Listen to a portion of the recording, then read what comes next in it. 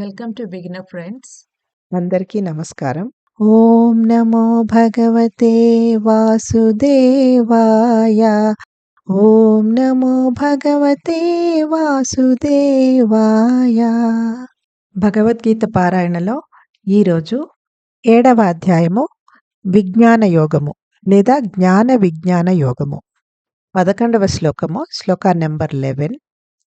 బలం బలవతాం చాహం కామరాగ వివర్జితం ధర్మా విరుద్ధో భూతేషు కామోస్మి భరతర్షభ.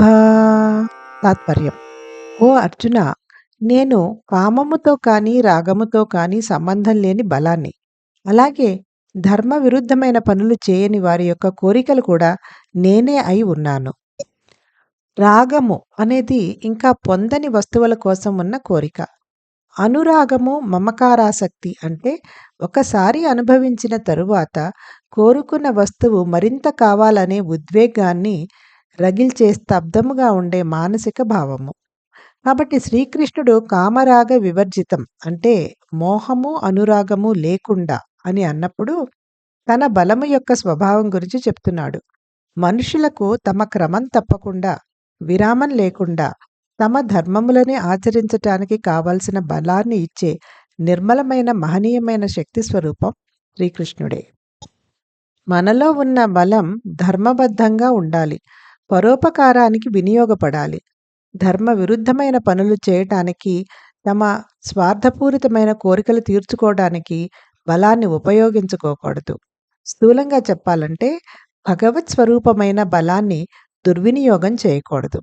అలాగే కోరికలు కూడా ధర్మబద్ధంగానే ఉండాలి, ఇతరులకు హాని కలిగించేవిగా ఉండకూడదు. మానవునికి ఉన్న బలం తనలో చెలరేగే పనికిమాలిన, ఇతరులకు హాని కలిగించే కోరికలు తీర్చుకోవటానికి, తనలో ఉన్న ఇష్టాయిష్టాలకు సంబంధించి ప్రవర్తించటానికి అయి ఉండకూడదు. అలాగే శ్రీకృష్ణుడు కోరికలు కూడా నేనే, కానీ ఆ కోరికలు ధర్మబద్ధమై ఉండాలి, ధర్మంగా కలిగే కోరికలు నేనే అని అన్నాడు. కాబట్టి మనలో ఉండే బలం, కోరికలు, ప్రతాపం, వీరత్వం అన్నీ ధర్మబద్ధంగా ఉంటే భగవంతుని సాయం తప్పకుండా ఉంటుంది. ధర్మబద్ధమైన బలంలో, కోరికలలో ఆ భగవంతుడే ఉంటాడు. Meaning of the shloka is: O Arjuna, in strong persons I am their strength devoid of desire and passion. I am also the desires of those who do not engage in unrighteous acts. Desire is an active craving for things not attained. Fueled with passion, one achieves and experiences the desired objects, but this causes attachment, which is a passive mental emotion that provokes the thirst for more. Therefore, when Sri Krishna states Kama Raga Vivarjitam, he means devoid of passion and attachment. Explaining the nature of his strength, he says that he is the serene and sublime strength in people which empowers them to successfully fulfill their duties and responsibilities. The strength we possess should be grounded in righteousness and used for the benefit of others.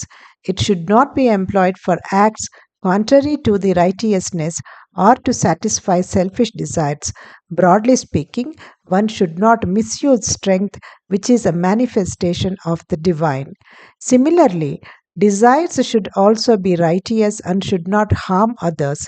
The power of a human being is not to act in accordance with the desires and wishes that arise within him to satisfy the useless desires that harm others. The Supreme Soul declared, I am the desires that arise in accordance with Dharma.